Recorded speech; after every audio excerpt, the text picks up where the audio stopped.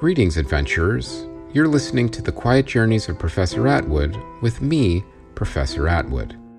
I'm glad you're here, and I can't wait to tell you about my latest journey.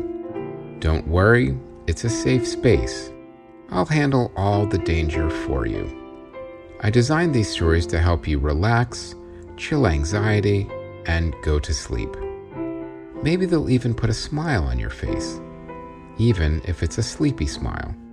So please, settle in, relax, and prepare to quietly drift off with me to parts known, unknown, and even some places in between. Comfortable? Very well. Let's get underway.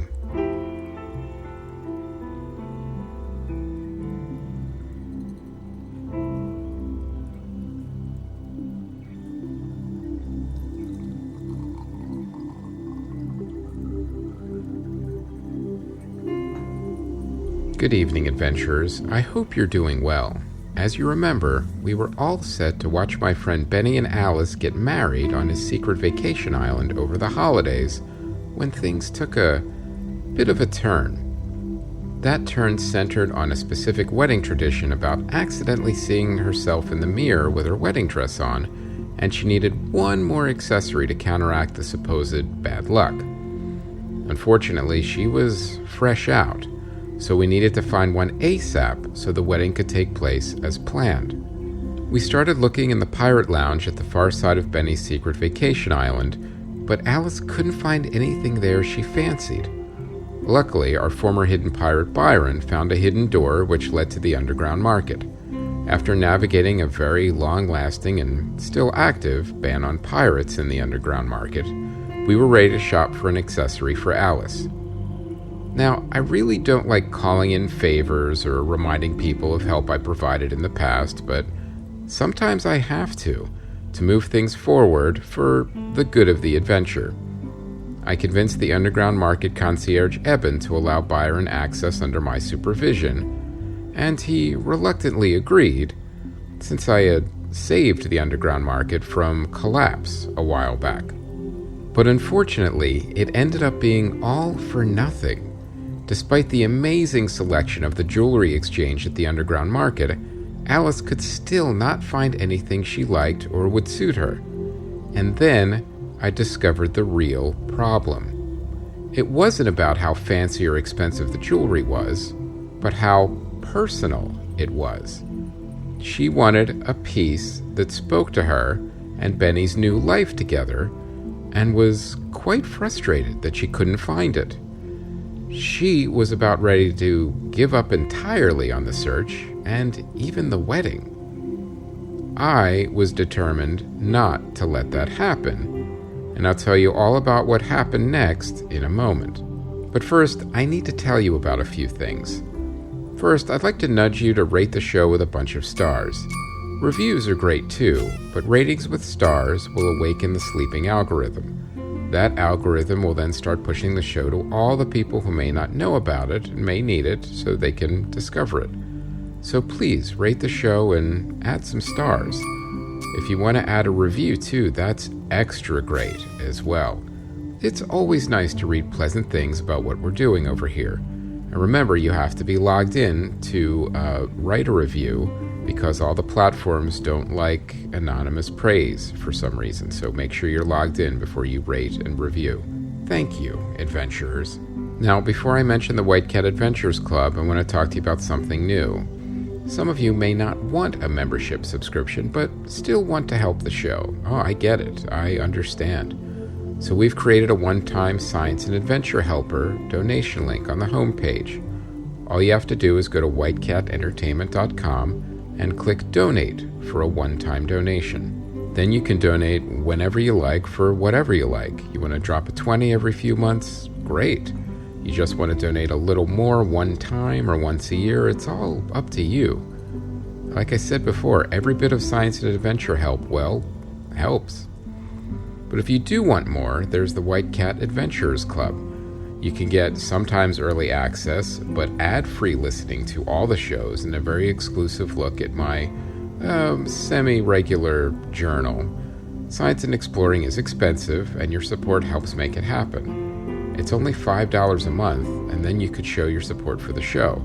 But there's other tiers too. $10 you could get some soundscapes and graphic novels, and at $20 you could get an exclusive t-shirt.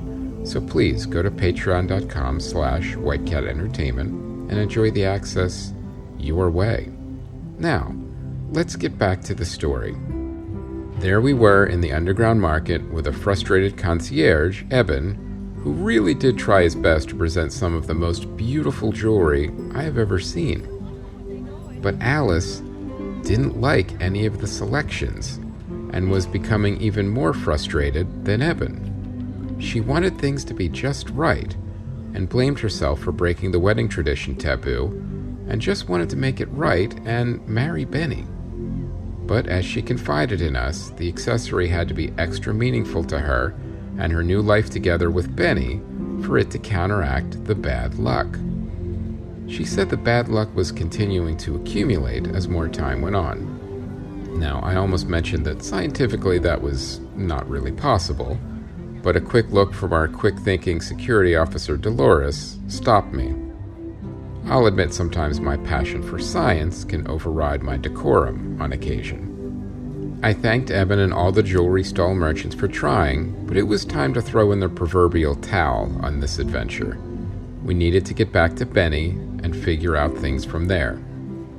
I'm not saying I was giving up completely, far from it.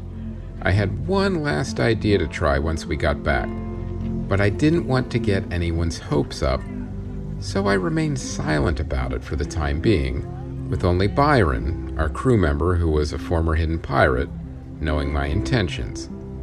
I'll get to why a bit later. For now, it was time to say goodbye to Eben and the underground market. Interestingly, Byron requested to speak with Eben and I in private for a moment. While Eben was reluctant, I saw that Byron had included me in this little breakout group to put Eben at ease. First, Byron thanked Eben for allowing him access to the underground market. As they both knew, no pirate, hidden, former, or active, had set foot in the underground market for hundreds of years. They were banned many years ago for issues with the British Royal Navy. Every time a pirate or a British sailor saw each other, there was trouble, which was to be expected. But I think that may have been only part of the issue. The other issue with the pirates was, well, they were pirates. In any case, Byron thanked Eben for the chance to prove himself, and as a show of good faith, he pointed out a few flaws in the underground market security system, flaws only a pirate could see. It turns out the concierges were good at spotting pirates, but pirates were even better at spotting flaws in security systems. Now, this came as no surprise, as any group who can engineer complex booby traps has a working knowledge of any type of system designed to keep people or things in or out of other things. At first, Eben was incredulous, but things soon became more technical and proprietary as they discussed the Commercium anti-theft marking system and hidden MOS-powered cameras. Cameras that were hidden from everyone and only spottable with keen pirate eyes. As the knowledge got more sensitive, they both began to whisper, and even I couldn't hear what they were saying. However, it soon seemed that Eben had a grasp of what Byron was presenting and nodded seriously, vowing to plug the security holes ASAP. Eben thanked Byron and they even shook hands. Perhaps centuries of distrust was slowly beginning to melt. Although we failed to find a suitable accessory for Alice, this was a positive development in pirate underground market concierge relations. Maybe the trip wasn't for nothing after all. As we were heading for our exit through the previously locked door back to the pirate lounge, I noticed Bradley had bought Dolores a set of earrings at the underground market jewelry exchange. She was wearing them and smiling from ear to ear. But still, as casual as she appeared, she still had an eye on Byron and the whole market. She was never truly off work, and that's what made her so valuable as a security officer/mercenary. We said one last goodbye to Eben and walked back through the previously locked door leading back to the pirate lounge on Benny's secret vacation island. I was pleased to see Eben didn't lock it behind us. We were back in the tunnel, the bioluminescent moss pulley and mirror system lighting our way as the Commercium did its thing and whisked us back to Benny's Island. Now, interestingly, I'm now a bit more attuned to wormholes of different shapes and sizes, and I've been through so many of them now, I can now notice a bit when it happens. Things shimmered and became hazy just for a moment, but I don't think anyone else noticed this very subtle passage through a relatively unknown amount of space and distance. We began the pleasant walk through the jungle. Alice was not in good spirits, as was to be expected, but the walk in the island was so beautiful, I think it softened her dour mood, even perhaps just a little.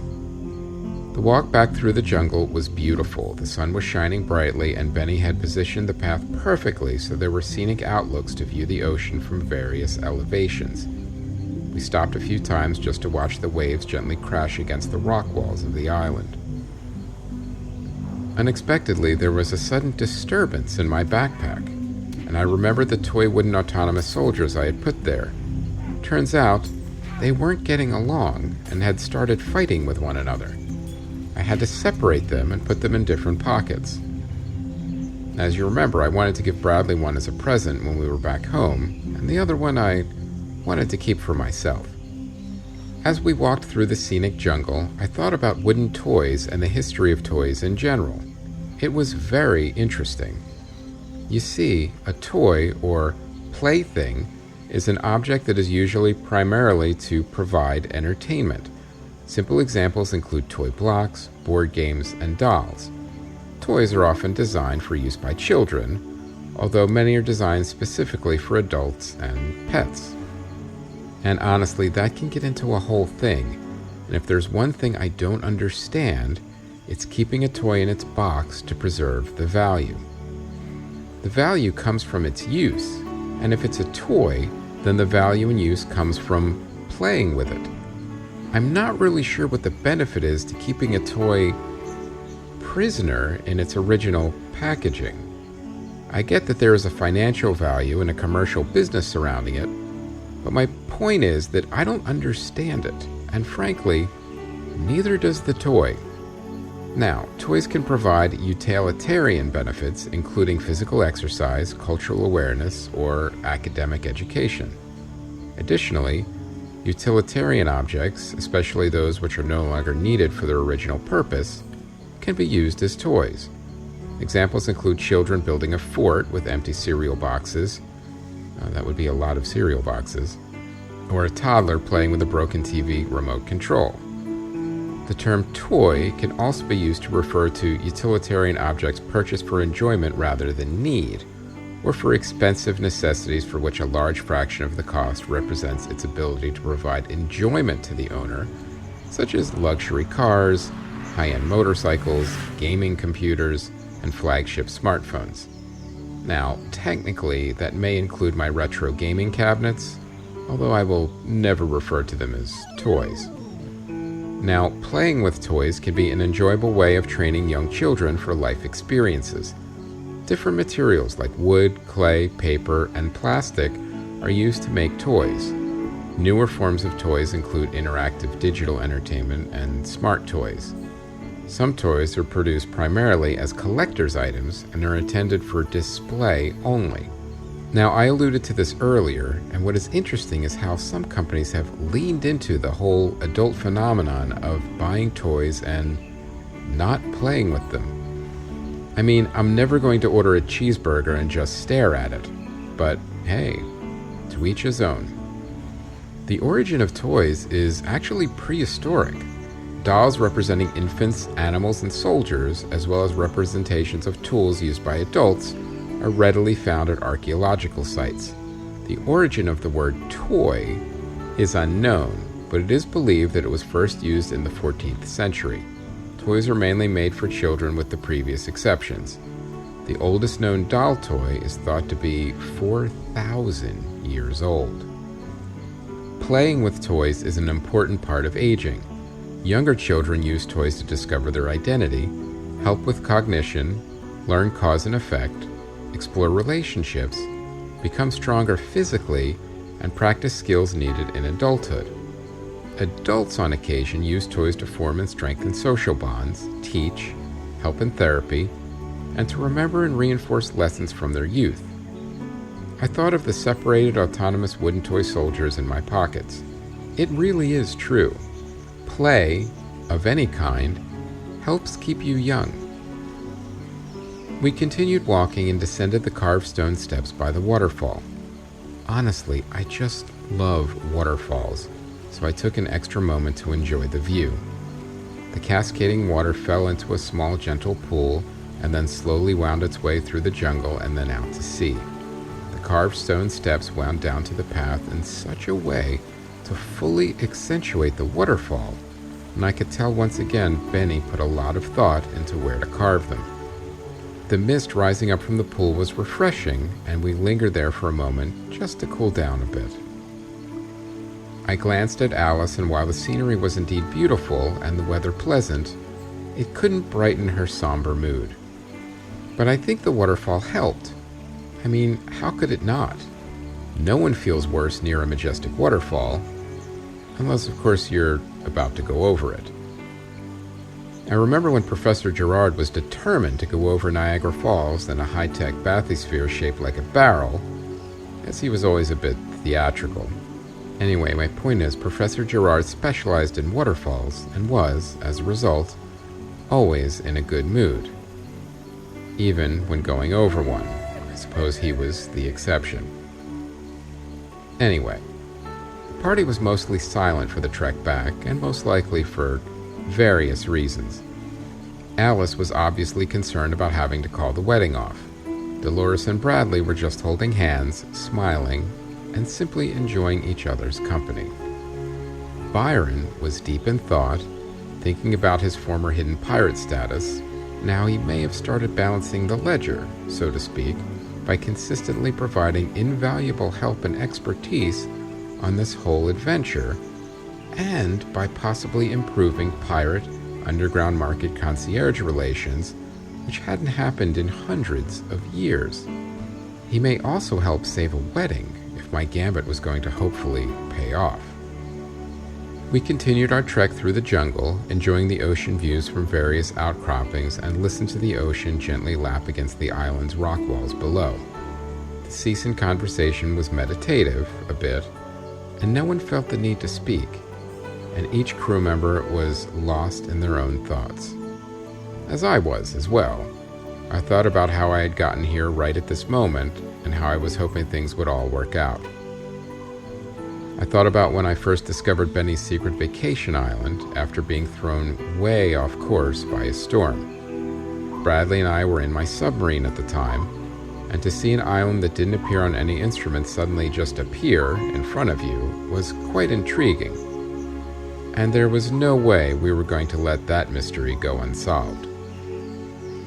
I thought about my walks on deck aboard the Recovery, our search for Captain Kidd's lost treasure, rescuing 3 chickens trying to get back to the Surface Museum built in a city of clouds, the 3 pirate trials, getting trapped in another dimension with Professor Felice, the Oceanic Chef Bake-Off competition, and everything else that happened.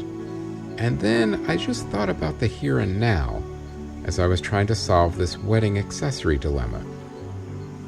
It was quite a busy few months, to say the least.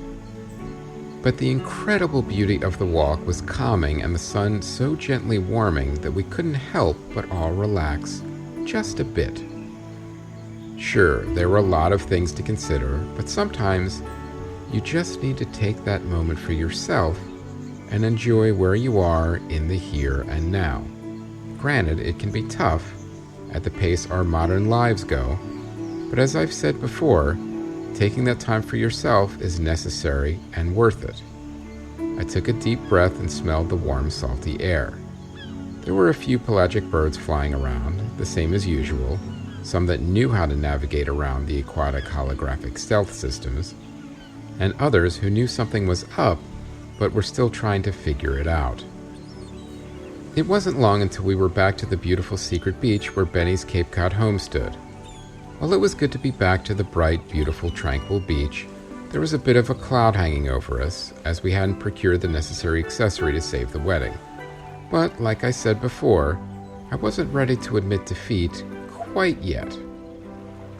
Benny and the rest of the wedding guests and my crew rushed out to meet us, hoping for and expecting good news. Benny gave Alice a big hug and told her he was glad she was safe. And then he asked the big question. Did you find an accessory to your liking? Alice shook her head sadly, and Benny, who truly loved her, took this news in stride. He held her close, smiled, and told her it was okay.